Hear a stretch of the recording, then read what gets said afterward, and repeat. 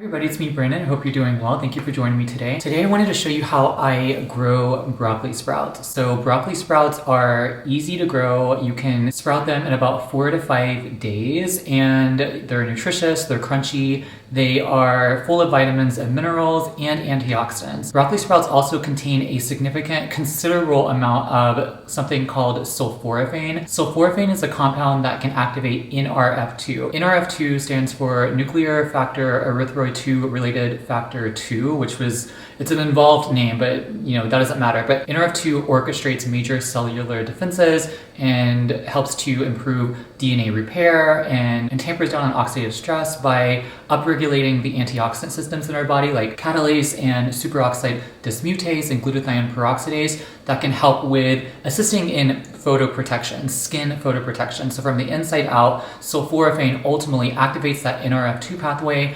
upregulating the antioxidant systems and protects the skin from the sun, from UVA and UVB. Now, obviously it's not a substitute for sun protection and sun protective measures, but it definitely is very significant in terms of the literature that's out there to support its use and utility in UV protection and anti-aging. So when it comes to broccoli sprouts you definitely can get sulforaphane from kale, broccoli, from cruciferous vegetables, but broccoli sprouts, the actual sprouted seeds, contain between 10 up to 100 times more sulforaphane than the mature plant, than actual broccoli. So just sprouting your own seeds at home, your own organic seeds at home, which again are easy to do, and I'll show you how to do them in a second, can provide you with a significant amount of sulforaphane, and it's something that I do on a regular basis at least once a week. I mean, I've done it twice so far, so it's been consistently at least once a week, but I highly, highly recommend that you incorporate that into your routine, especially if you are in sort of like an anti-aging regimen or routine of your own. So I'm just using this half-gallon glass jar that I got on Amazon, and this is a Ball brand glass jar, and I'm going to be filling this up with about 3 tablespoons of seeds, and this will fill up the jar quite plentifully over the next 5 days. And for Christmas, I got this broccoli sprout jar kit on Amazon, and this is by the brand Handy Pantry, and it has organic broccoli sprouting seeds. I assume you could actually grow broccoli from these seeds. I mean, it's no different, but it comes with quite a few seeds. It says that serving size is 2 tablespoons, but I use 3 tablespoons for this half gallon jar. And also it comes with this lid. This kit comes with this lid. Again, I bought this jar separately, but the lid does come with the kit, and I'll link both down below in the description. But this has it's a wide mouth jar lid, and it has this stainless steel perforated topping right here so that the water can drain out whenever you are draining the seeds and growing the seeds or sprouting the seeds. The seed kit also comes with this book, that handy dandy guide of different seeds and sprouting seeds that you can do, like radish and broccoli and mustard and kale and chia, arugula, cabbage, things like that. And it provides some like handy dandy tips for growing them and provides some like health benefits and things like that. But what I'm going to do is, for this half-gallon jar, I'm just going to open the lid, and I'm going to take a tablespoon measure, just a tablespoon, and I'm going to measure out 3 tablespoons of these seeds.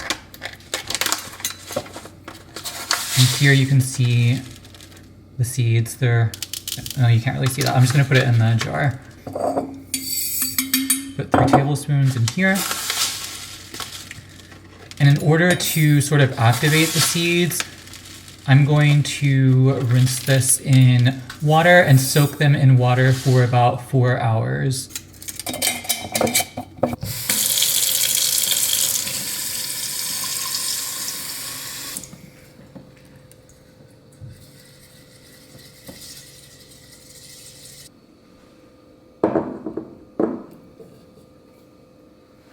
All right, so I went ahead and put this jar on my kitchen counter. I have propped it up slightly on my drying mat, just so that there can be some oxygen, some air flowing through the slits on the stainless steel lid, just so I can have some oxygen there, because you don't want to have like an absence of oxygen. You don't want like bacteria and mold to be growing. But anyway, yeah, you just want to have some oxygen flowing through because that's going to help with just the overall drying process, as well as just reducing a little bit of the bacteria and mold that might grow. But if you just prop it up like so and let it drain properly, it should be fine. You shouldn't have any issue with things like that. This is how I'm going to keep it for the next 5 days or so. I'm going to rinse this out twice a day, once in the morning and once in the evening, and that should be sufficient. Some people do it 3 times a day because you just want to rehydrate them and let them dry out, because that's going to help the germination and the sprouting process, and then they're going to grow, and within 5 days it should be completely formed sprouts that will take up this entire jar. So here is a little over 24 hours after I soaked them and let them dry, and I have rinsed them off 3 times a day. So in the morning and in the noon hour, as well as at night before I go to bed. But you can see that they've already started sprouting. You can still see mostly the seed husks, like the brown seed husks, but mostly all of the seeds have already started sprouting. So within the next 4 days or so, this will be filled with sprouts. Okay, so it's been about 4 to 5 days, and here are the sprouts. They've really grown quite nicely. I don't know if you can see them too well in this light, but yeah, they've grown quite nicely. They fill up about half of the jar, half of this half-gallon jar, and I'm just gonna go ahead and harvest them now. I think it's been about 4, maybe 5 days, but I'm gonna harvest them now. And honestly, what I like to do is just put them on a paper towel and pat them dry. They're already a little on the drier side because I just rinsed them off this morning, and it's like almost 1 o'clock in the afternoon now.